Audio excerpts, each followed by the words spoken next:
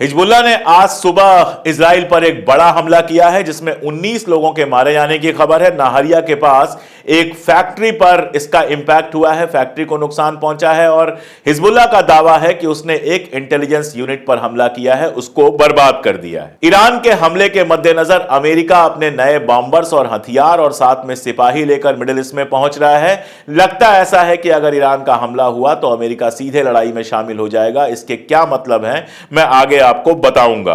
साथ में cease fire की ऐसा लगता है कि जितनी बातें हो रही थी, जंगबंदी की जितनी बातें हो रही थी, वो सारी की सारी बातें फिलहाल ठहर गई हैं। अभी फिलहाल सीज फायर की कहीं कोई उम्मीद नहीं दिख रही है। और इसी बीच इटली के साथ इजराइल का एक बड़ा विवाद हो गया है जिससे वहां की प्रधानमंत्री मेलोनी बहुत नाराज हैं। ये और इससे जुड़ी बहुत सारी खबरों की डिटेल्स लेकर हाजिर हूं, देखते रहिए पूरा वीडियो।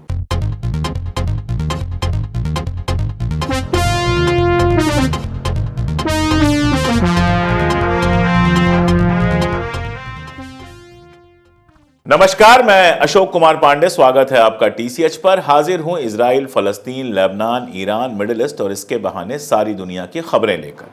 आज की जो सबसे बड़ी खबर है वो अमेरिका से आई है। खबर यह है कि अमेरिका मिडिल ईस्ट में B-52 बॉम्बर्स, कई सारे टैंक, अपने नए हेलीकॉप्टर्स और इसके साथ साथ अपनी आर्मी का भी एक हिस्सा डिप्लॉय कर रहा है। साथ में सी के अंदर, मतलब समंदर के अंदर भी जहाज अपने नए लगा रहा है। और इसका मतलब बहुत साफ है कि कल जो मैंने आपसे कहा था कि ईरान इजराइल पर तीसरे हमले की तैयारी कर रहा है, उसको रोकने की हैसियत इजराइल की खुद की नहीं है। इसलिए इजराइल को बचाने के लिए अमेरिका ये सारा कुछ कर रहा है। इसका एक और मतलब है, वो ये है कि सीज फायर की जितनी कोशिशें चल रही थी, ऐसा लगता है कि फिलहाल उसमें से कोई भी कामयाब होती दिखाई नहीं दे रही है। ईरान इस खतरे को लेकर बिल्कुल सावधान है और ईरान से सीधा बयान आया है कि अगर हमारे ऊपर, हमारे वजूद पर खतरा आता है, जिस तरह से अमेरिका बॉम्बर्स वगैरह लेकर आया है, जिस तरह से लगातार धमकियां दी जा रही हैं, उसके बरक्स ईरान ने कहा है कि अगर हमारे वजूद पर खतरा आता है तो अपना हम न्यूक्लियर डॉक्ट्रिन बदल सकते हैं। हम किसी की चिंता नहीं करेंगे कि कौन क्या कहता है। मतलब यह है कि न्यूक्लियर हम तुरंत हो सकते हैं, हम न्यूक्लियर हथियार बना सकते हैं। और इसका मतलब यह है कि अगर अमेरिका हमला करता है, अगर अमेरिका इजराइल के साथ खड़ा होता है, अगर वो बॉम्बर्स अपने लेके आके ईरान में बम गिराता है, तो इजराइल के खिलाफ ईरान न्यूक्लियर वेपन्स का भी इस्तेमाल कर सकता है। यह अपने आप में बेहद खतरनाक बात है, लेकिन इसको रोकने का एक ही तरीका हो सकता था कि अमेरिका दोनों को बिठाकर बात करता और सीज फायर कराता। अगर अमेरिका इजराइल का एक तरफा साथ देता रहेगा तो यह खतरा लगातार बढ़ता रहेगा। एक खबर मैंने आपको दी थी कि लेबनान पर लगातार प्रेशर बनाया जा रहा है कि वो कैसे भी सीज फायर करे और ऐसा सीज फायर करे जिसमें हिजबुल्लाह को डिसआर्म कर दे, उसके सारे हथियार रखवा ले, वहां पर अपनी आर्मी लगाए और साथ में इजराइल को खुली छूट दे कि वो जब चाहे उसके मुल्क के अंदर घुस के जो चाहे वो कर सके। और इस बात को लेकर लेबनान में बहुत क्लियर था कि वो ऐसी कोई शर्त मानने वाला नहीं है। इसी बीच एक बड़ी खबर आई क्रेडल पे, और वो खबर ये थी कि अमेरिका लेबनान के ऊपर ये प्रेशर बना रहा है कि वो एक तरफा जंगबंदी करे, अपनी तरफ से सीज फायर डिक्लेयर कर दे। मतलब ये हुआ कि इजराइल तो अपनी कार्रवाई जारी रखे। इजराइल जिस तरह से बेरूत पर, खासतौर पे सदर्न बेरूत पर, बेका पर और बाकी जगहों पर लगातार हमले कर रहा है, वो सब जारी रहे। लेकिन लेबनान अपनी तरफ से कह दे कि हमें जंग नहीं चाहिए, हम सीज फायर कर रहे हैं। ये सीज फायर नहीं होता, ये बेसिकली इजराइल के सामने पूरी तरह से समर्पण होता और हार मान लेना होता। तो कल क्रेडल में यह खबर आई कि एक तरफा जंगबंदी के लिए अमेरिका प्रेशर बना रहा है। हालांकि आज यह खबर आई कि एक तरफा प्रेशर नहीं है, ऐसा कोई प्रेशर नहीं बनाया गया है। अब क्या सच है क्या गलत है, यहां से कह पाना बहुत मुश्किल है। लेकिन जो बात बिल्कुल क्लियर है, जो मैंने कल भी कही थी और परसों भी कही थी, कि जो चीजें इजराइल जंग में हासिल नहीं कर पा रहा है वो टेबल पर हासिल करना चाहता है और उसके लिए अमेरिका लेबनान को धमकी दे रहा है। अगर जमीन की बात करें तो आज की ही बात है, आज सुबह सुबह तेल अवीव पर बड़ा हमला हुआ। तेल अवीव यानी इजराइल की राजधानी, यानी सेंट्रल इजराइल पे, केवल नॉर्दर्न पे तो हो ही रहा है, सेंट्रल इजराइल पे बड़ा हमला हुआ। और इसमें कितने लोग मारे गए इसको लेकर अलग अलग नंबर्स आ रहे हैं। इजरायली अखबार 7 और 9 की बात कर रहे हैं, कोई 11 की बात कर रहा है, कोई 19 की बात कर रहा है। लेकिन दो चीजें तय हैं। पहली बात तो यह कि नाहरिया के पास एक फैक्ट्री पर रॉकेट्स गिरी हैं हिजबुल्लाह की और वहां अच्छा खासा नुकसान हुआ है।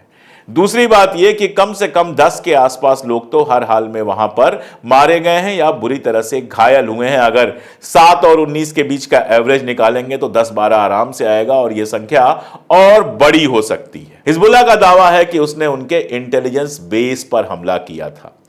कल जो हिजबुल्लाह ने दावे किए थे उनका दावा था कि उन्होंने आर्मी बेस पर हमला किया है। आज इनका कहना है कि इन्होंने इंटेलिजेंस बेस पर हमला किया है। कासिम साहब जो हिजबुल्लाह के नए चीफ बने हैं, उनका जो भाषण आया था उसमें बिल्कुल क्लियर हो गया था कि यह लड़ाई लगातार जारी रहेगी और लड़ाई लगातार जारी है।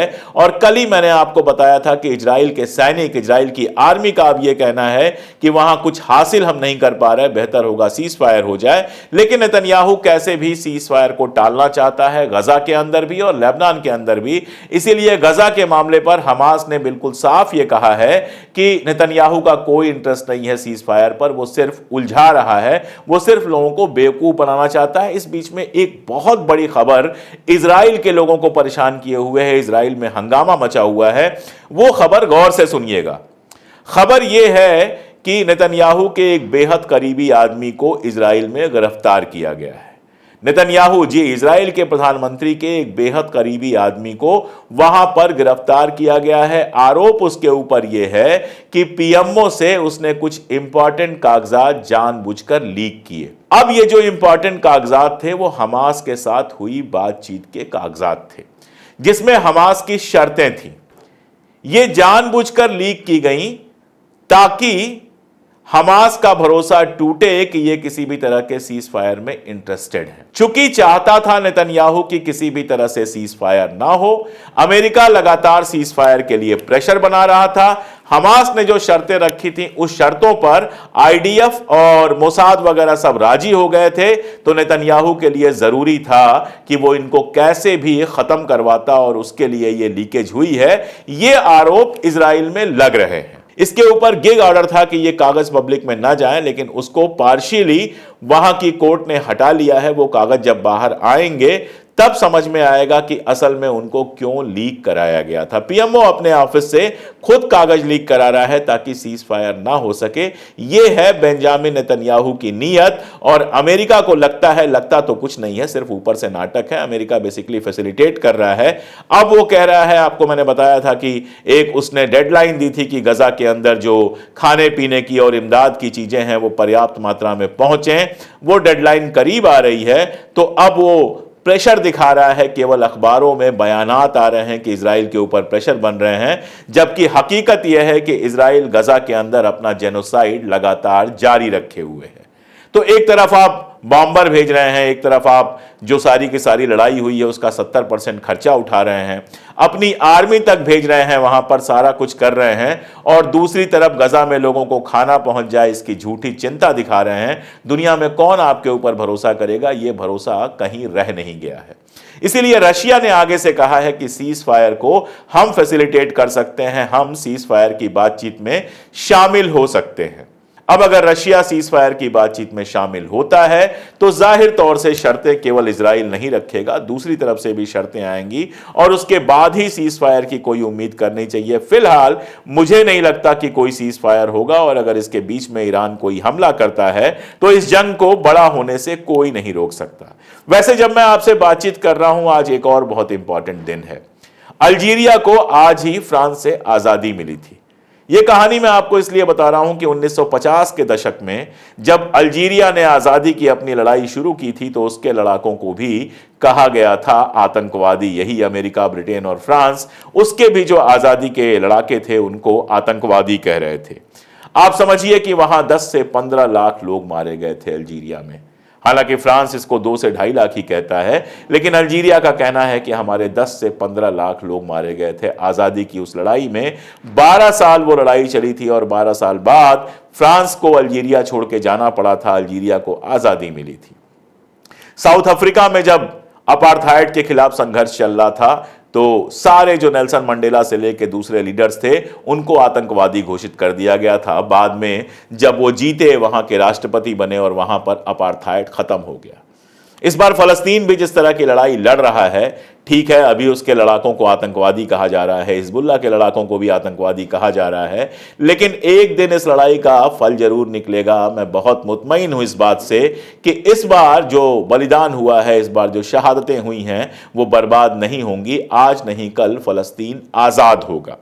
मैं आपको एक एक्स इजरायली कर्नल, यानी इजराइल की सेना में जो कर्नल रहे हैं, उनका बयान स्क्रीन पर दिखा रहा हूं। उनका कहना है कि इजराइल ना तो हिजबुल्लाह को खत्म कर सकता है और ना ही हिजबुल्लाह को पूरी तरह से हरा सकता है।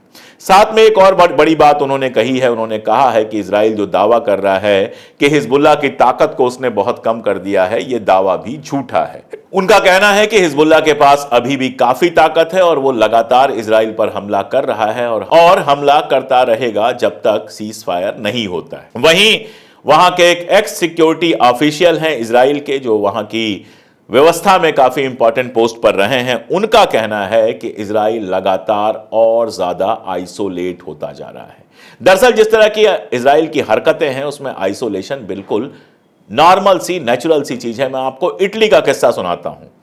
इटली में मोसाद के एजेंट पकड़े गए हैं और इटली में वहां की सरकार के इंपॉर्टेंट मिनिस्टर्स, इंपॉर्टेंट ऑफिसर्स और इंपॉर्टेंट इंस्टीट्यूशंस के जो डॉक्यूमेंट थे, उनकी जासूसी हो रही थी, जिसमें मेलोनी जो वहां की प्रधानमंत्री हैं वो भी शामिल थी।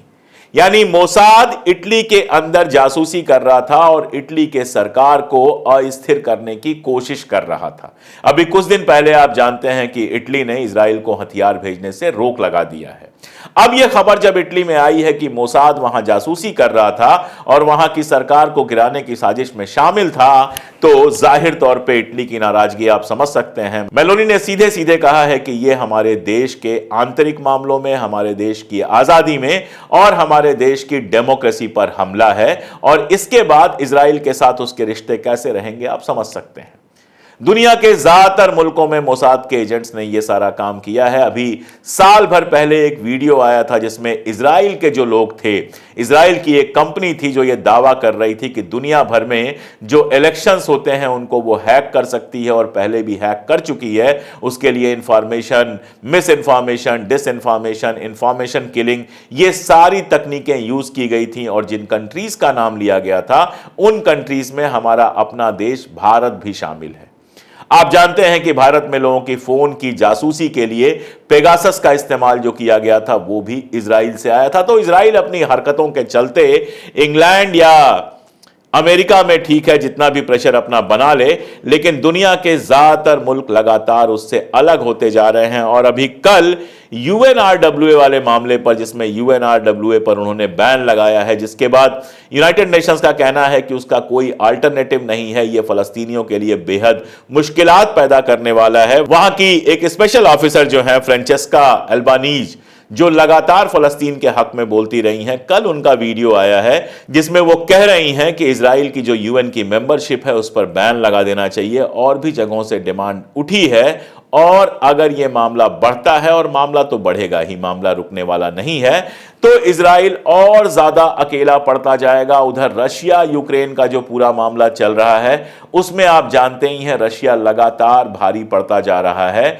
और दुनिया का माहौल जो पड़ रहा है उसमें ना केवल इजराइल बल्कि अमेरिका के भी लगातार अकेले पड़ते जाने का खतरा है, क्योंकि तीसरी दुनिया के मुल्क इस बात को समझ रहे हैं कि अमेरिका किसी का नहीं है। आप सोचिए, हिंदुस्तान अमेरिका से इतनी दोस्ती निभाता है और अभी ना केवल निज्जर की हत्या वाले प्लानिंग के लिए भारत को निशाने पर लिया जा रहा है, बल्कि भारत की कई सारी कंपनीज के ऊपर सैंक्शन लगा दिया गया है क्योंकि वो रशिया से तेल खरीद रहे हैं।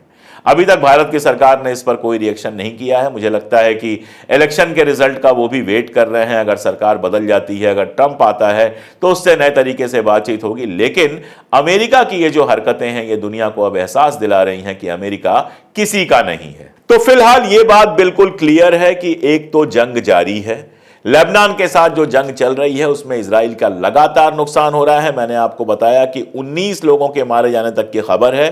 कई जगहों पर भारी नुकसान पहुंचा है। नहारिया के पास एक फैक्ट्री पर नुकसान पहुंचा है और लेबनान का कहना है, हिजबुल्लाह का कहना है कि उसने इजराइल की एक इंटेलिजेंस यूनिट को भी नुकसान पहुंचाया है। इसके अलावा जो हेड ऑफ नार्दर्न कमांड है, नार्दर्न कमांड, नॉर्थ में जो लड़ाई चल रही है उसके जो हेड हैं, उनके एक्सीडेंट की खबर आई है। हालांकि इजराइल का यह कहना है कि वो मोटर पलटने से घायल हुए हैं, लेकिन असल में क्या हुआ है ये 2-4 दिन बाद ही समझ में आएगा। यानी एक तो लेबनान के साथ लड़ाई बहुत तेजी के साथ चल रही है, दूसरी बात सीज फायर में अमेरिका की जो बेईमानी है वो बिल्कुल साफ आई है। यह मुमकिन है कि वो लेबनान के ऊपर लगातार प्रेशर बना रहा है। इसके पहले मैंने बताया था आपको कि लेबनान में शिया, सुन्नी और ईसाइयों के बीच में झगड़ा कराने की पूरी कोशिश अमेरिका भी कर रहा है और इजराइल भी कर रहा है। इनका अपना प्लान यह है कि उनमें से किसी को खड़ा करके वहां पर प्रधानमंत्री बना दिया जाए, वहां कुर्सी पर बिठा दिया जाए और फिर उसके साथ कोई गोलमोल समझौता करके हिजबुल्लाह को किनारे किया जाए।